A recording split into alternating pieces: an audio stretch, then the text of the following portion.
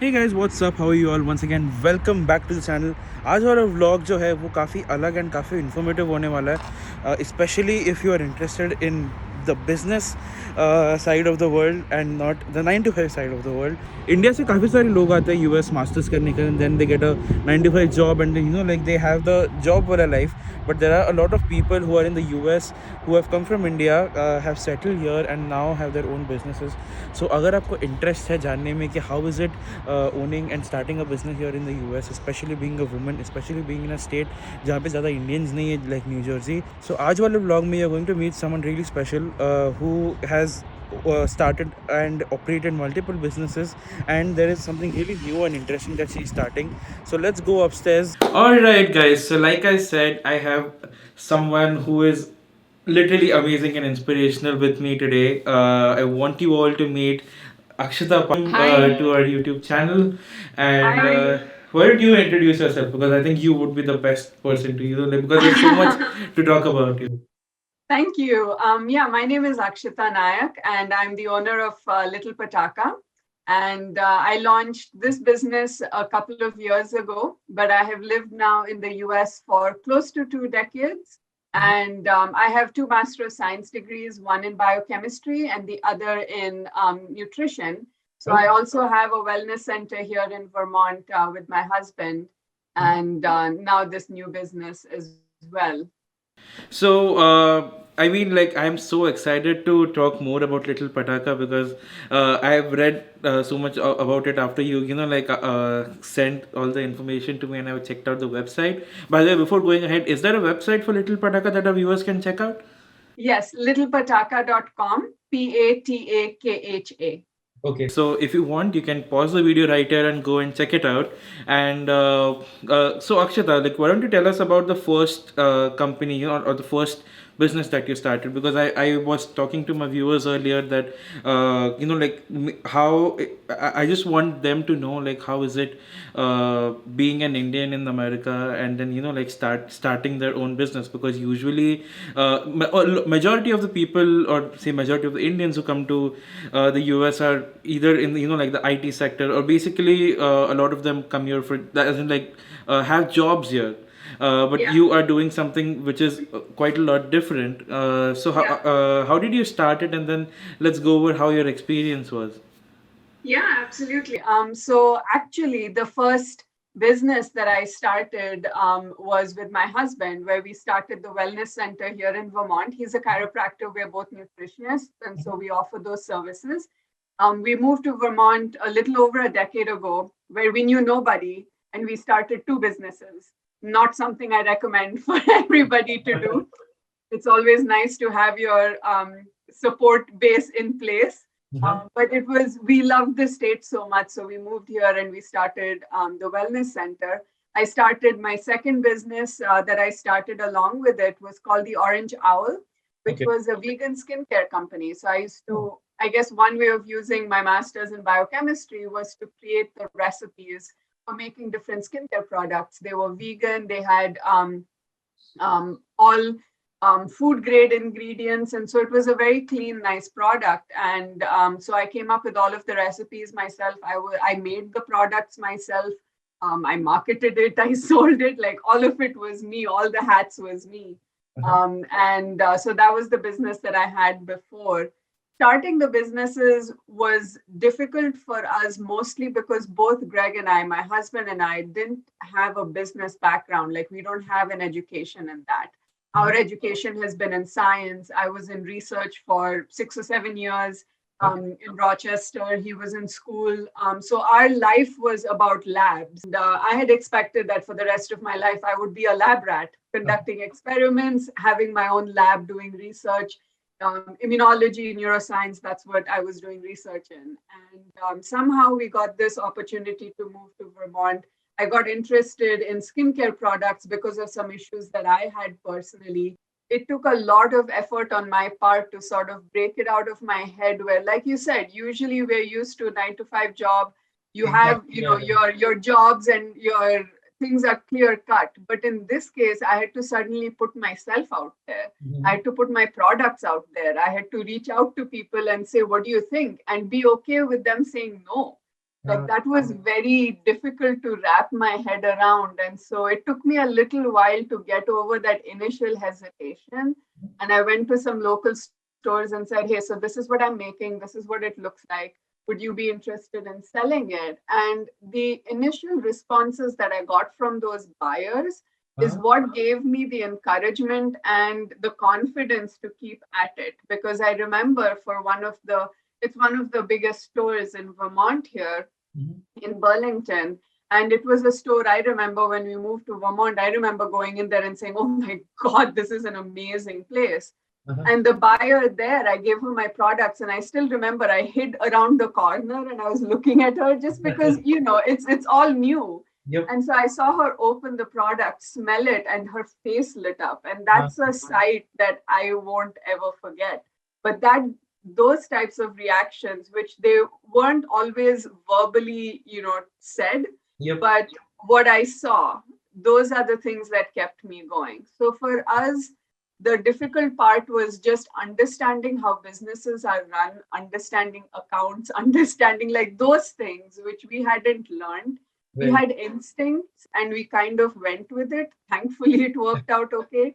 The clinic is still going after a decade. The Orange Owl went strong for a decade, and I closed it at the beginning of the pandemic. Okay, Yeah. so you mentioned that in the pandemic, you pivoted from Orange Owl to Little Pataka, and so do you want to tell our viewers like how did this happen, and then let's also expand a little bit on what exactly is Little Pataka? Because I think if they have not seen the website till now, they are definitely Yeah. very much excited to know that what is this whole thing about, like what is exactly Little Pataka? Yeah, absolutely. So, and I'll add in a little bit from the previous question you asked me was if people want to start their own businesses, what should they do? And this is coming from experience over the past, decade, little more than a decade. I would say reach out to state organizations. Every state has different organizations that are supported by the Small Business Administration. Right. And they are supposed to help you with like business plans or just even figuring out if your idea is a viable idea or not. So those types of things, just make sure you reach out because that will give you the base you need to keep going. I sort of trial and errored it a lot in the beginning, and I can see the difference between how I ran the Orange Owl and how I've switched over now to Little Pataka. So just from that experience, that's what I would say is every state has different resources from the Small Business Administration, and you should make sure that you get reach out for those resources. For myself and the pandemic and everything that happened, well, like I said, at the Orange Owl, I used to make everything. It was a very labor intensive process because I made every single product. I did all the shipping, packaging, I did all the marketing, the sales. I wore all the hats and I had a blast. I'm not saying, it was difficult work, but I had a blast doing all of it. What did happen was once I got pregnant, I had a difficult pregnancy. I had a difficult delivery. Recovery from that was slow. I hurt my shoulder. I had surgery. All kinds of things were happening. And this was in 2019. So my production capacity was reducing because I'm the only one who was doing it. And, my oil buckets used to be 50 pounds, 40-pound oil boxes and salts and scrubs and all kinds of things that I used to make. My boxes were big because I used to buy in bulk, right, to be able to offer it at good prices. And so my production capacity reduced. I couldn't make as much. And then I started realizing, this is affecting my orders, the stores, there are wait times that are increasing. And so I wasn't very happy with that. I was thinking maybe I should hire somebody to help me. And then the pandemic hit. And right at that time, our clinic closed down because, chiropractic and nutrition both are something, especially chiropractic, it's close contact work experience. And so it shut down. And both of us, with the information that we have from our education in immunology, we've worked with viruses. We've done research for like 6-7 years where we were involved in the research portion of healthcare. Both of us knew, Greg and I immediately knew when this started spreading that this was not going to be like a 2-week quick thing. We knew this was going to have lasting effects, but we didn't know how long. And we didn't know how long the clinic would be closed. So now that just made everything more difficult. Mm-hmm. And then my daughter, she was 2 years old. The day after her second birthday is when the world shut down. Yeah. So she was home, from daycare. So all of this together, the stress of everything, physically, mentally, having her home, and just the uncertainty made it difficult for me to continue with the Orange Owl because stores stopped ordering. They didn't know when they could open. Yep, that's it. Right. And so, just with all of this together, it was one of the most difficult decisions I've made because it's a brand I grew over a decade. Mm-hmm. I decided to close it. But looking back, it was the best decision I could have made for myself. In that moment, it was not easy, but I'm glad I had the support that I needed to make the decision and stand by it. And so then I was home Mm-hmm. with my daughter. And both Greg and I were home with my daughter, 2 years old. Her vocabulary was just exploding. And I realized she could understand everything I said to her in my native language of Konkani, but she replied only in English because that's our default at home between Greg and me. And my parents weren't visiting as couldn't visit because of the pandemic. So her interaction with Konkani was on the phone, but Um, not between people, right? And so I wanted to do something for her. So she learned my language. mm-hmm. Konkani is a language that doesn't have a script of its own. It didn't until recently, an official script. So I grew up, it was passed down orally. I grew up with no Konkani books. So I decided to make one for her. I used the English letters, Roman script, to write. I created a key and I made a whole book introducing Konkani words to her. Showed it to my husband, and he read them all, but he read them all wrong because English reads differently from Yep. other languages. Mm-hmm. And so I was like, oh, this needs phonetics. So it kept sort of increasing. And I was like, this is an interesting idea. And I haven't seen other Indian language books that do this. Mm-hmm. So that's where the idea for Little Pataka came about. So Little Pataka is a children's media company that I've launched in Vermont, and it offers books, games, puzzles, and all other kinds of interactive media that helps sort of improve the diversity in children's media and also address some of the stereotypes that exist, because stereotypes are something, like you said, we come across so often. Yep. We want to make sure that those don't affect our kids, the next generation. Yep. And so that's kind of the idea of Little Pataka, where it started with one language to, Indian languages. It then expanded even further. Because during the pandemic is when the racial justice movement stood up. And that was very powerful to see. It was stemmed from horrific situations. But how people stood up and demanded, acceptance, demanded justice, I thought was very powerful. Mm-hmm. And so I expanded it to not just be about Indian languages or about just my identity, but making it more representative so that all minorities and marginalized communities can see themselves reflected in children's media. Because that does not exist. Right now, there are more books that have animals as the main characters than all of the minorities combined. Yep. So there is a severe lack of representation. And so I wanted to do something about it. So it started with a small idea of one book for my daughter. Mm-hmm. But over, I would say, 6 or 7 months, it just kept expanding and growing in my head. And I think, my brain works that way. Once an entrepreneur, always an entrepreneur. And so the minute these ideas came in my head, and my father is a businessman in India, and he had always told me, you need to do some type of business because you have that in you. And I have no idea what he meant. I still don't. But, when I told him about it, he was very excited. He was like, yes, you have to do this. And so I got the encouragement and the support and everything to do it. And so that's how Little Pataka started. From one small idea, it grew into much more. That is so exciting. I mean, the lack of representation is something that I've heard and read about since from like so many Indian American kids who were born here, like even from basic things like Disney princesses or the whole Disney world. So yeah, definitely this like is so exciting. Thank you. I'm very thrilled that I was able to come up with this. And it was because of my daughter Ava and what I thought she needed, and how I think where we live affects us so much. What we grow up surrounded by affects us so much. And so I just wanted to create something where now we can make these media products so seeing this diverse array of characters and seeing diverse people is the normal. Yep. Right? Especially in a small state like Vermont, where I'm from. It's the second whitest state in the country. It's a very small, diverse population here, but it's the fastest growing segment of the population. So there is a lot, and I think this is happening across the country and across the world, because the world has become so much smaller. Multiculturalism, multiracial families, that's where we are headed. If you look at the more recent census data and everything, that's where we're headed. There are close to 50% of kids under 5 have at least one non-white parent.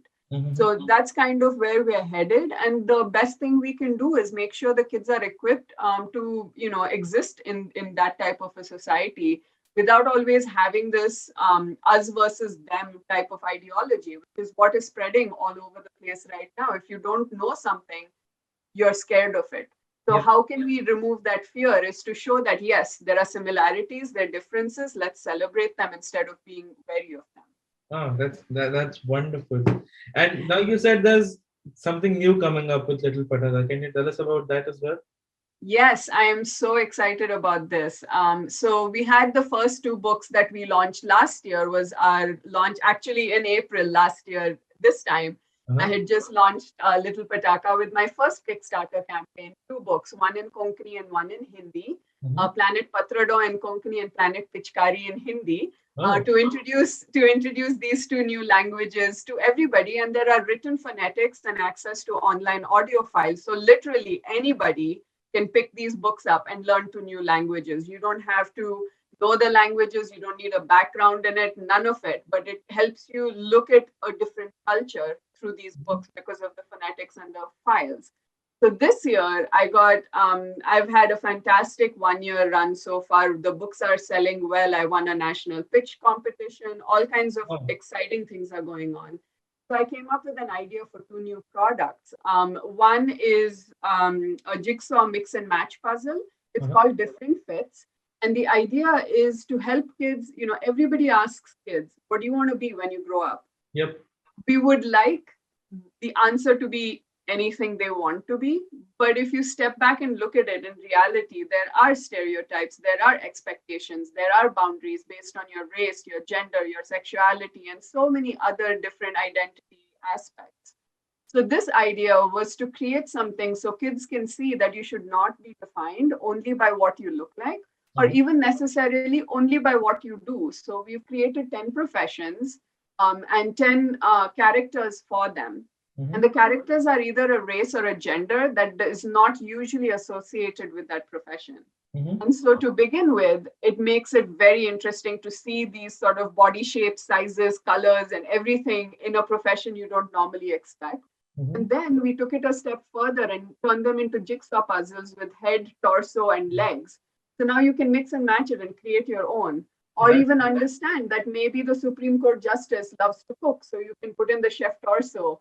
Or maybe she likes to, work in the garden, so then you have work boots you can put on underneath. That is wonderful. Yeah, so it's just a really fun, exciting, and very subtle way to teach kids that all of us have layers. Each one of us has nuances, so we need to appreciate all of it. You can't paint people with a broad brush, right? So it's a very nuanced way, a subtle way of showing that. And then the other one we've created are affirmation cards. For 2 years, it's been a lot of ups and downs, especially for kids, because it's been like online school. No, you can go, and no, you have to wear a mask. No, you can't. You can't see people. You can't. Like, there have been so many things. And I thought it would be a good idea to create some affirmation cards for kids to truly discover amazing things about themselves and about others and believe in their true potential, because kids really, and that's why it's called Little Pataka, they're patakas, firecrackers, they're so full of potential, right? And we just spark of encouragement. And so that's the idea with the affirmation cards. It's called Unstoppable Me. And there are 20 cards, and each one is a diverse character, completely different from the other. Normally, affirmation cards are designed with rainbows and unicorns and sprinkles, and it's very sort of it makes it seem far away, right? Fantasy. Yep. But creating it with characters that look like you or somebody you know that grounds it, that makes it more real, makes it more believable. And Yep. so now kids can see this and actually truly believe in that. Mhm. And we've also made it interactive. So on the back, you can color them in. You can learn. We have all the words like, I am patient, or I am remarkable. All of those words, you can learn how to write it because we've shown how to write the actual word. So you Mhm. learn how to write it. Kids interact with it. It just helps the idea settle in that much more than if you just see something on a screen or if you just see something somewhere. Interactive media always helps. So those are the two products we've created, and we have another Kickstarter campaign for it that's running right Oh, now. okay. Yeah, Can so you we're give us trying some to details raise about that? $20,000. Okay. So I was going to say, like, can you give us any details about that? Yeah, we launched 2 weeks ago, and it's been amazing because in 2 weeks we're already close to $17,000. Oh, We're trying wow. to Great. we're trying to raise 20. So I hope your viewers will help us get to our goal. And But the how do idea they do for it? Can you give me a link or something that I can I will give you. because this seems like so good, especially because I have quite a few people, especially like who have families now here in the US. They have Yeah, kids. I have so many of my own relatives who yeah, are settled here now and have their own kids, but they cannot speak their mother tongue, or yeah, because I am a Maharashtrian. I have a few of my brothers and sisters, like who are yeah, settled here, and their kids, whenever they used to visit India when I was there, or, like if I meet them now, they can barely speak a word in Marathi. yeah. And I just feel like something like this, may it be Konkani, Hindi, or whatever your mother tongue is, it will actually benefit them a lot with these kind of products. So yeah, let us Yeah, know how our viewers can actually yeah. go and contribute towards a Kickstarter campaign. Definitely, I'll share a link. Both of these products are in English. Mhm. So I wanted to show that Little Pataka had more products than just the language books, and so I created both of these in English to Mhm. increase the audience as well. Just make it a wider audience to bring more people in, so then they can see, hey, we can learn these Indian languages as well, Yep. right? So bringing people in and just making it more inclusive as much as we can. So yeah, I'll definitely share the link. But we have another 2.5 weeks left to raise the rest of the money to reach our goal, and I'm really excited. One thing that I did was reach out to businesses Mhm. and tell them support this campaign for $500. For $500, you get 10 of each of these products, and then gift those products to like local schools, libraries, daycare centers, whatever it may be. And that has been very successful. I've got close to 25 businesses that have signed up for that. And it's a fantastic way to increase diversity in media right away without, really, you are letting me do the job. I'm Yep. doing it, I'll ship it out, do everything. What you're doing is supporting a woman owned business to continue doing this work, which is focused on promoting diversity and shattering stereotypes. So I'm very excited with how Wonderful. successful it's been. So definitely, please join us. Sure. Thank you so much, first of all, for letting us know about this whole journey. I just have one last question. So you said Yeah. you also sort of mentor other people who want to start up with businesses. So if someone wants to reach out to you regarding that, so do you have like a website, or like how do Oh, you, I actually do that through, like I said, the state organization. So I do that through a Vermont organization. It's called Center for Women and Enterprise. Mhm. And so I'm one of the counselors there. This is available in most of the New England states. Okay. This Center for Women and Enterprise. It's for women-owned businesses. You can get all the resources you need. There are workshops, classes, all kinds of things. And so you can sign up there as a new you have to sign a new intake form type of a thing, and then they connect you with counselors based on what questions you have, because each counselor has certain, I guess, expertise areas, and so they match you with a counselor, and then you can figure that out with them, and that's usually the best way because every state has different types of resources, maybe state grants and things like that. That the state organizations will know rather than sort of a blanket, Yep. from Vermont to anywhere in the country. But this is in the New England states. You can go through the CWE. Okay, that's helpful as well. All right, Yeah. Akshata, thank you so much for being here. Thank you so much for letting us know about your wonderful journey with Little Pataka, Orange Owl, and also the center, the wellness center. Yeah. Personally, I wish Orange Owl was still there because I would have, Yeah. like, from what you described, I would have loved to try the products out. And definitely, I'm going to suggest and tell about Little Pataka to all of my friends and relatives here in the US, especially who have kids.